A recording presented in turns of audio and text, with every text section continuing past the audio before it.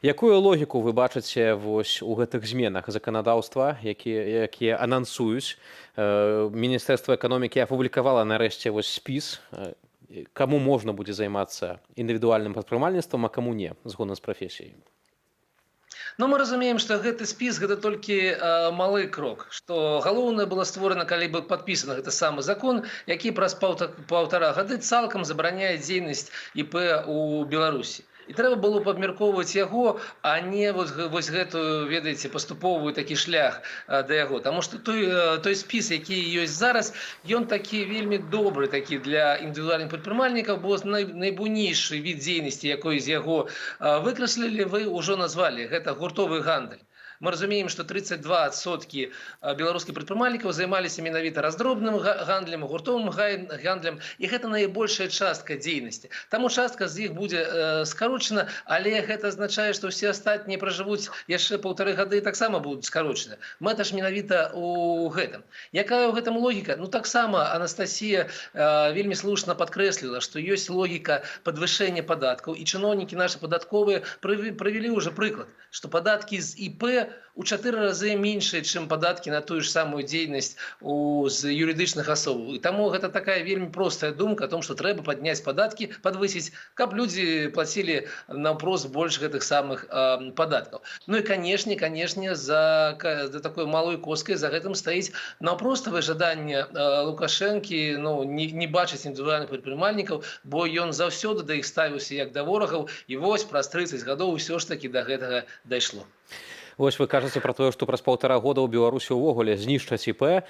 У сувязі з гэтым пытанне, а ці вось гэтае абмеркаванне грамадскасцю, так, якое прапаноўвае Міністэрства эканомікі, ці яно ўвогуле мае нейкі сэнс, ці гэта, не ведаю, нейкая фармальнасць, ці яны будуць прыслухоўвацца да прадпрымальнікаў?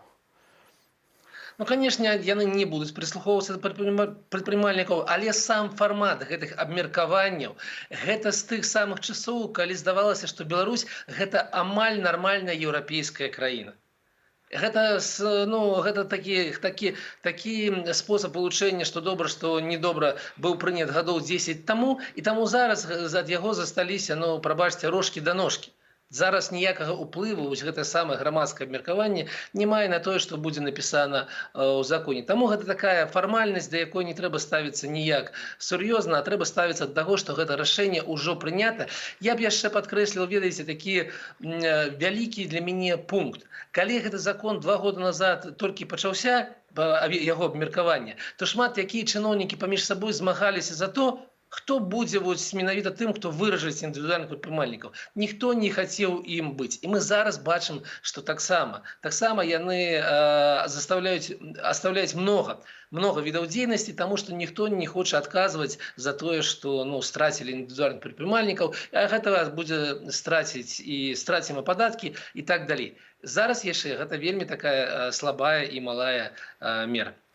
Спадар Александр, калі вялікую частку індывідуальных прадпрымальнікаў прымусяць зарэгістравацца як юрыдычныя асобы, хтосьці, напэўна, палічыць, што зашмат падаткаў, невыгодна гэта ўсё, і зашмат гэтых бюрократычных нейкіх фармальнасцяў пойдзе, не ведаю, на наёмную працу. Мы ведаем, што ў дзяржаўных прадпрыемствах увогуле не хапае цяпер рук страшэнна, у тым ліку праз рэпрэсіі, праз масавую міграцыю, праз звальненні. Ці тут ёсць нейкі такі палітычны разлік, што вось, маўляў, мы будзем больш душыць прыватнікаў, і тады яны пойдуць працаваць на заводы? Давайте себе уявім. 15% не хапае вось такога персанала, звычайнага персанала, не кіраўніцтва на мазе. Слесароў, токараў і так далей. 13% не хапае ў нашых калгасах, калі я не памыляюся, ветэрынараў, агратэхнікаў і так далей. Ці пойдзе індывідуальны прадпрымальнік, які 10-20 гадоў займаўся тым самым гуртовым гандлем ці нечым іншым на гэты самы маз, і ці паедзець ён у калгас? Мне здаецца, што гэта такая вельмі дзіўная думка, але яе прасоўваюць і ў тым ліку чыноўнікі, і ў тым ліку сам Лукашенко, які казаў, усе сталі прадпрымальнікамі, працаваць няма каму. Гэта было тыдня 2 таму. Так, Таму думаю, я для яго прадпрымальніцтва гэта не праца, відавочна. так, это было вельмі дзіўна, таму што ён не лічыць, што гэта прадпрымальнік, які вось зараз мы бачым картынку, які стаіць на марозе 8 часоў ці едзе кудысьці ў вельмі цяжкіх умовах, што ён не працуе, што працуе толькі той, хто знаходзіцца, не ведаю, на некай вытворчасці ці ў калгасе. Так вось я не магу себе ўявіць таго чалавека, які будзе мець такі досвед самастойнай працы і пойдзе кудысьці, ну, вось у той самы калгас ці на завод. Вось вы згадалі пра тое, што ў прынцыпе такі ціск на індывідуальных прадпрымальнікаў гэта даўняя палітыка Лукашэнкі. Узгадваецца такая легенда яшчэ з сярэдзіны 90-х гадоў, што, маўляў, Лукашенка хоча паціснуць руку апошняму прадпрымальніку. Разам з тым, мы ведаем, што прадпрымальнікі, якія плоцяць заробкі, вось чалавек, які вольна працуе, адносна вольна хаця б так, ён таксама дапамагае бюджэту, бо ну адкуль бюджэт бярэцца, у тым ліку з падаткаў. Няўжо вось гэтая сістэма не разумее, што касуючы новыя магчымасці для беларусаў, яны, ну, нават тыя, хто ўтрымоўваюць уладу незаконна, таксама будуць страчваць у фінансавым вымярэнні? Ну, у меня такое пытанне ўзнікае кожны тыдзень, калі мы рыхтуем наступную атмасферу.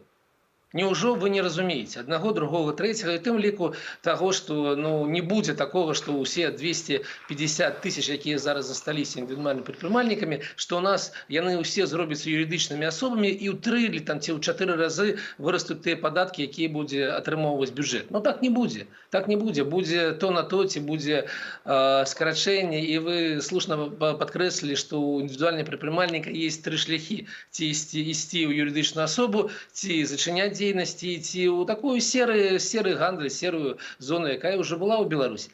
Так вось, я на ваше пытанне, ці яны дурныя, ну я не маю ніякага адказа, як, ну, напэўна.